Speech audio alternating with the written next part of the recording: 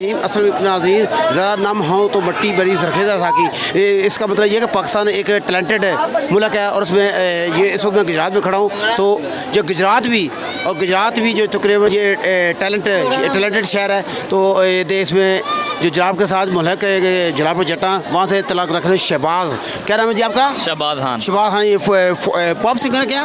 Folk singer है। तो ये देखे आपको ज़रा अपने फ़न का मुजाहरा दिखाएंगे कि ये कैसे गीत के इनके देखें इनको कोई प्लेटफॉर्म पे मिल रहा। तो ये तो इनसे ये पूछते हैं कि ये आप क्या सुनाएंगे जी, आप क्या सुनाएंगे ज़रा? जी मैं पुराना गाना आपको सुनाने वाला हूँ पंजाबी में।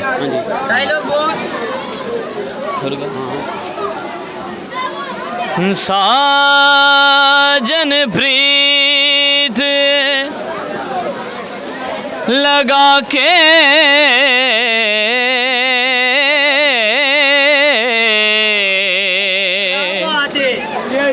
दूर देश मत जाओ, दूर देश मत जाओ, बसो हमारी नगरी,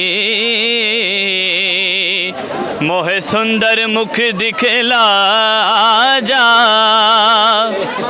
हो कदिया मिल सांवल यार वे कदिया मिल सांवल यार वे, मेरे लूलू चीख पुकार वे, मेरे लूलू चीख पुकार वे, कदिया मिल सांवल ये यार वे।